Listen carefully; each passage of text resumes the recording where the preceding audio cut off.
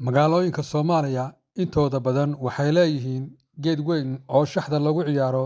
ay isugu yimaadaan dadka mashaqaystayaasha iyo kuwa aan markaasi camalka ahayn ayaa markii waagu baryo isugu yimaada. Haddaba magaaladan Ceelbu ee gobolka Sanaag waxay ka mid tahay magaalooyinka aan dad badani subaxdii ayna shaqo u dareerin oo isugu yimaadaan geedka weyn ee lagu ciyaaro shaxda iyagoo u soo doonta inay shaxda ku ciyaaraan. Waxaad arki kartaa 6da subaxnimo qaarkood iyaga oo fadhiyo oo 12 duurnimo ka kacaya kadib markii ay soo tukadaan salaada casarna geedka harkiisu uu wareego oo dhanka bari u wareego iyagoo dhanka bari ku ciyaaraya shaxdii oo weli sii wata.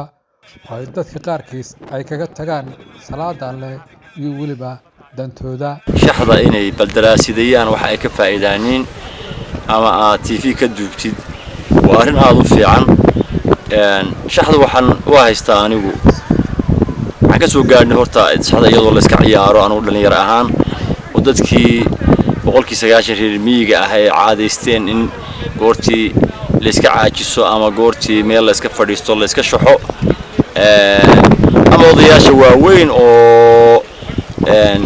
marka hawlgabka ah inay geedka fadhiistaan oo ku sheekaystaan oo ku gabiyaan oo shaxda waa lagu kaftami jiray oo waa lagu asaawi jiray oo dadkii waaweynaa iyagoo shaxyabay haddana xigmad ku sidari jireen. waxa dhacday hadda berigan dambe in dadkii goortii camalka iska yaraaday geed la iska tago magaalada ku dhow dadkii inay shaxaaniin yar iyo waaweyn halka la isugu yimaado wax kaftan iyo haasaawo iyo xigmad aan lagu darin waxaba dhici karta in xilliyada qaarkood in salaadii kaga tagto in qaar halka cawradooda ku muuqato oo iska iyaga qaawan ay iska shaxaaniin in ay ruwaas ka dhex fadhiistaan oo dadkii isku ilaawaaniin. shaxdii marka waxay noqotay hadda inkastoo 90% dadka camal la'aan dhibayso haddana shaxdii waxay noqotay wax si khaldan loo isticmaalo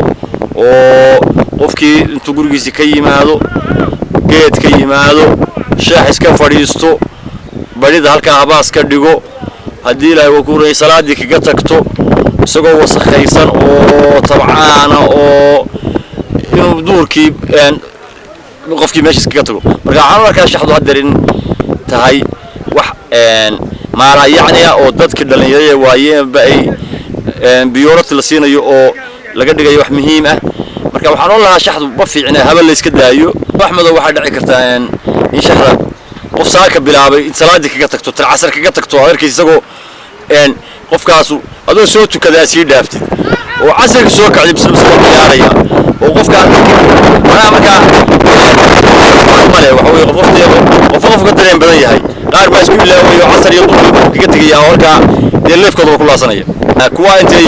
qaryoon gurigooda u soo kaxayaan ama ceel ka dhaamin lahaa meesha xada fadhiisto ku ilaawa kuwa miyiga oo ka soo kaxaynaya ama safar oo shaxda fadhiisanaya oo isku diinaya ama halkaan isku xidhan maanta oo dhan kuwa salaadi ku ilaawaya marka way jirtaan intaas faa'iido ma leh iyo habaas iyo iska mooyaane shaxda wax laga faa'iido ma yahay أنا واعي على ده الجيران كتير لكن أنت اللي ده بروجا هو سؤاليا كان يحصل مصيرنا عن والله Si kastaba ha ahaatee dadka mashaqaystayaasha ayaa u badan inay ciyaaraan shaxda oo markaasi ay ku madadaashaan halka qaarkoodna ay u tahay camal ay markaasi ay ku madadaashaan. waa Axmed Cabdilaahi Ciise Axmed Cashuur magaalada Ceelbu ee gobolka Sanaag.